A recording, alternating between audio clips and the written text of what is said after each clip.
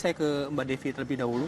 Mbak, kalau melihat kasus yang membelit Saipul Jamil saat ini sudah tersangka, ada dugaan pencabulan, dari ilmu yang Anda pelajari, apa sih bisa kita lihat? Apa sih yang bisa kita cerna dari kejadian ini? Ya, pertama ingin saya sampaikan, keterikatan emosi antara fans dengan selebriti itu memang bukanlah hal yang baru.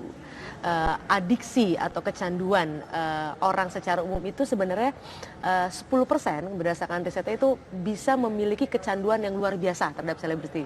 1 dari 5 orang menurut risetnya pasti ngefans sama seleb.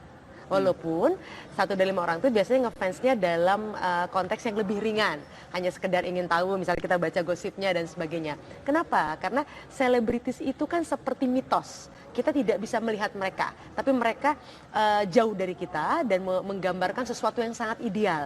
Ini yang kemudian membuat kita sangat penasaran. Jadi kan ini hukum ekonomi sebenarnya. Sesuatu yang langka akan membuat orang berburu untuk bisa menemuinya atau bahkan mendapatkannya. Jadi kesempatan untuk bisa bercengkrama, menyentuh sang selebritis dan sebagainya itu menjadi obsesi banyak orang. Sederhana, kenapa?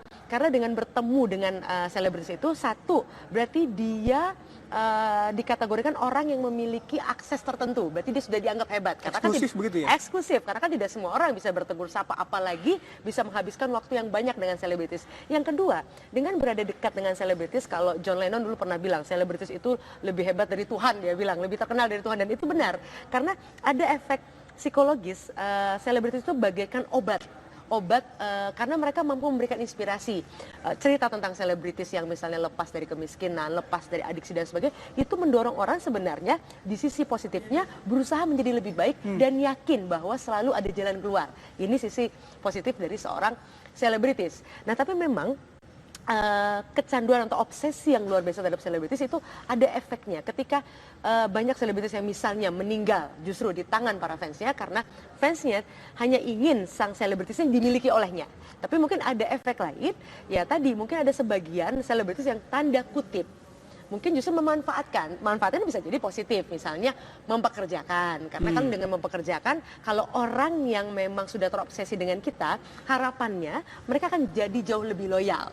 Tentu saja ini kan akan menguntungkan bagi kita. Oke, tapi seberapa jauh ketika misalnya ada hubungan antara selebriti dengan fans ini, dan seberapa jauh secara logika fans ini melakukan apapun untuk bertemu dengan si selebritis, kecenderungan itu akan timbul dengan sendirinya atau memang sudah ada di diri fans itu sendiri?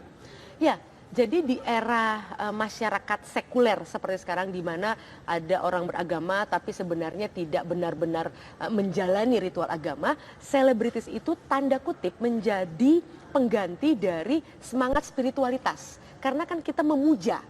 Nah, bentuk pemujaan modern itu bukan lagi pada agama dan Tuhan, tapi salah satunya kepada selebritis.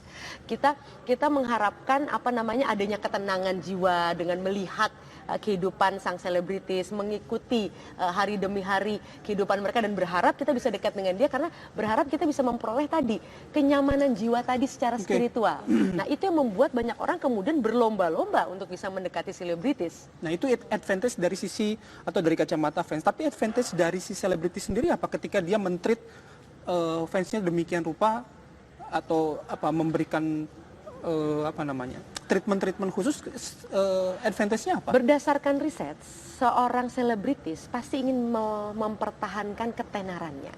Oleh karenanya, selebritis itu kan berusaha bersikap sangat baik. Dia pasti akan menjaga dirinya dengan baik, bukan apa? Dengan harapan semakin banyak orang yang senang terhadap dirinya. Nah, kenapa kemudian selebritis selalu penuh sensasi? Karena bagaimanapun juga rasa suka itu ada puncaknya. Ada istilahnya celebrity overload secara teori. Nah, jadi ketika sudah overload, fans juga mungkin meninggalkan dia, dan itu tentu tidak diharapkan oleh semua orang, karena pada prinsipnya selebritis atau bukan, kita semua haus akan perhatian. Oleh karena kita disebut makhluk sosial, kita tidak bisa hidup sendiri. Tapi perhatian yang lebih, dipuja, dicintai, itu menjadi sesuatu yang sebenarnya didambakan oleh semua orang, apalagi dia seorang selebritis. Nah, oleh karenanya karakternya, kenapa selebritis misalnya hari ini rambutnya merah, besok hijau dan sebagainya, karena untuk memastikan agar fansnya itu tidak bosan. Karena setiap fans itu pasti mengalami titik jenuhnya juga. Nah jadi bagaimana kemudian dia memiliki fans yang banyak dengan berbagai aksinya, itu memang secara sistematis memang diciptakan, dan itu memang bagian dari marketing seorang selebritis. Oke. Baik, itu sangat menarik sekali ya. Kalau misalnya kita melihat dari sensasi dari selebriti, kalau katanya kalau selebriti semakin banyak sensasinya semakin terkenal lah dia. Nah, kita tanyakan kepada Po Eli melihat si pelapor ini kemudian melaporkan apa yang dilakukan oleh Saiful Jamil, sebenarnya ada tidak mungkin sesuatu hal yang melatar belakangi seorang pelapor? Apakah mungkin dulunya dia pengen terobsesi untuk menjadi artis atau bahkan menjadi asisten? Asisten, pengen jadi asisten bukan jadi artis ya. Jadi artis itu tidak mudah gitu kan ya. Dia mesti punya karakter, dia mesti potensi gitu kan. Jadi dia tuh ingin, kan kadang-kadang karena terkenal Bang Ipul tuh asistennya cowok-cowok ganteng-ganteng dan banyak, itu yang saya lihat. Bang Ipul tuh kalau kita syuting bareng gitu kan ya, asistennya tuh ada yang mijitin, ada yang gituin apa pijit-pijit baju-baju gini gitu kan ya. Dia rajin-rajin semua. Bang Saiful tuh baik sih, emang orangnya baik, jadi ramah ke setiap orang, dia ramah ke setiap penonton juga, dia ramah. Mungkin dari kesimpulan dia karena ramah itu jadi penonton tuh ada gimana sih, Bang Ipul baik sama gue, bagi nomor telepon dong bang gitu kan. Ya enggak, kebetulan rumah saya Tanjung Priuk gitu, oh mau bareng pulangnya bisa gitu, ada juga yang begitu, barengnya pulangnya, diajak bareng pulang. Mungkin seneng banget nih diajak main ke rumahnya. Siapa sih mbak orang maksudnya orang bukan siapa-siapa main diajak ke rumah artis, demen banget. Saya pun dulu begitu, kalau main diajak foto sama artis demen banget kan gitu, diajak main ke rumahnya seneng banget, bangga gitu loh. Po Eli, kita tidak akan membuka identitas si korban ini, tapi Po Eli kenal nggak sebenarnya sama korban DS ini? Tahu nggak sama si korban? Dia baru di penonton, dia baru datang, dia bukan penonton bayaran. Jadi Dia bukan penonton bayaran, dia hanya datang pengen nonton. Dan saya tanya teman agensi saya semuanya, dari agensi di acara Bang Ipul ada itu, saya tanya, dia anak baru Po Eli, dia bukan penonton bayaran gitu. bukankah untuk menjadi seorang penonton di acara tersebut harus terkoordinasi? Benar. Terkoordinir? Jadi harus jangan songong, itu minta-minta nomor telepon dekat-dekat sama artis gitu. Itu salah satunya, nggak boleh. Jadi dia hanya pengen menonton, katanya dia pengen menonton, dia pengen datang di acara itu. Mungkin acara itu kan bagus, dia pengen nonton. Dia juga mungkin dia punya niat di rumah pengen jadi asisten deket-deket, jadi penonton dulu. Jadi aslinya jadi pengen asisten artis, jadi penonton dulu. Bisa lebih dekat dengan artisnya. Dan artis kadang-kadang minta sama saya juga, Po cariin asisten dong gitu. Ntar ya saya cariin yang baik, yang saya kenal, yang saya tahu seluk beluk rumahnya, itu yang saya tunjukin begitu. Kalau si korban ini kan kata Po Eli tadi baru, tapi katanya kan sudah beberapa kali nih ketemu sama Saiful Jamil. Iya, Tadi baru 3 kali pertemuan katanya kan. Jadi kan baru banget. Itu memang wajar ya, maksudnya itu biasa terjadi kalau misalnya seorang penonton terus tiba-tiba ketemu, akhirnya bertemu dengan artisnya sendiri gitu. Kalau artinya suka, kalau artinya suka, artinya seneng.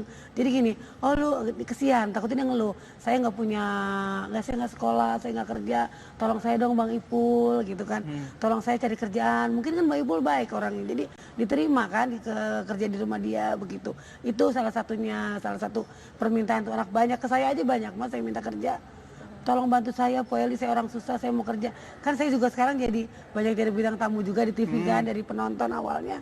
Karena rezeki saya bagus, saya banyak diundang-undang jadi selebriti katanya. Katanya gitu.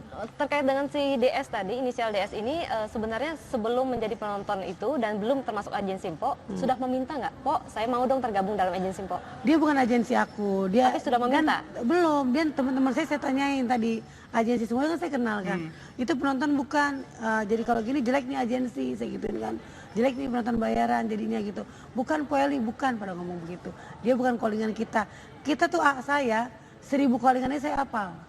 Itu anak buah saya gituin. Saya hafal. Jadi kalau ada yang macam-macam, Eli enak ini, saya hafal. Saya tanya artis, saya banget sangat hafal dengan penonton. Dan dimanapun saya jadi bintang tamu, itu penonton panggil saya, Po Eli, cium tangan. Itu kan mantan anak buah saya semua kan. Jadi sekarang agensi banyak, Oke, Mbak. Po, tapi Gitu. selama perjalanan karir Po, katakanlah menjadi koordinator penonton gitu ya, pernah nggak menemukan kasus penonton-penonton ini justru memiliki niat jahat terhadap si artisnya, apapun itu bentuknya? Ada yang pengen tenar, ada penonton saya lagi itu. Bagaimana bentuknya, Pak? Itu dia pengen deket-deketin tuh artis, ikut-ikutin tuh artis, bawa-bawain apa. Misalkan sini saya bawain ya, dia cari muka lah gitu di artis itu. Dan deket lah dia cerita, saya pengen jadi ini nih. Kalau jadi penonton terus saya nggak mungkin bisa naik, dia ngomong gitu kan. Saya pengen naik seperti yang lain dengan cara dia begitu, akhirnya deketin tuh artis. Ternyata kemarin kan jelekin artis itu juga dia, ngejelekin kan. Akhirnya ngejatuhnya itu yang saya nggak suka, tuh langsung saya keluarin. Saya tahu orangnya.